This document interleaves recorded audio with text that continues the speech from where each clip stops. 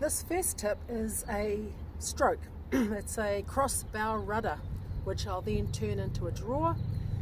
It's a stroke that I'd use on any size boat really, a 1, a 2, a 6.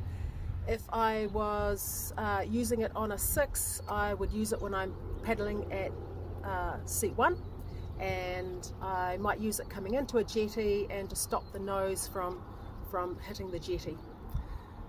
In a one-man, it's the stroke that I would use to turn the boat in a confined space. So if I haven't got the luxury of using a big bay, if I'm turning in between two jetties, then this is a helpful stroke. But definitely if you are paddling a rudderless or V1, then this is a stroke that you should know.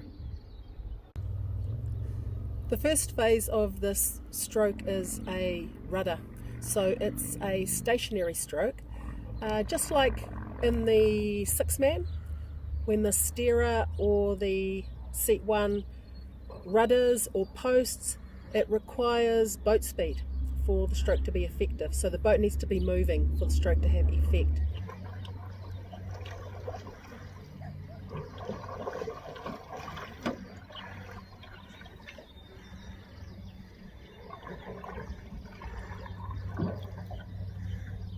From your sweep, when you come across, you want to try and keep the shaft kind of horizontal, close to horizontal when you bring it across. So you're keeping the same paddle grip that you had on the sweep. You bring it across and post that rudder in at about 45 degrees and hold it.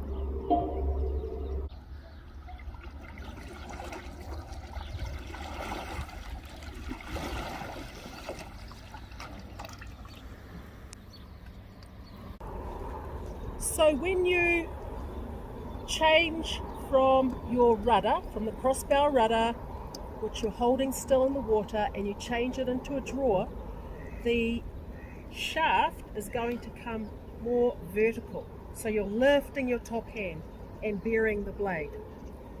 The difficult aspect at this point is to maintain this angle of your blade. Rather than allowing the blade to come parallel to the hull, you want to maintain that 45-degree angle after you have buried the blade. So you bury it, it's at this angle, I bury it fully, and then I nudge the water under here while maintaining this angle throughout that push. Remember, when you're turning clockwise from left to right, as you take the paddle across the bow, you need to lean left slightly before you put the blade into the water.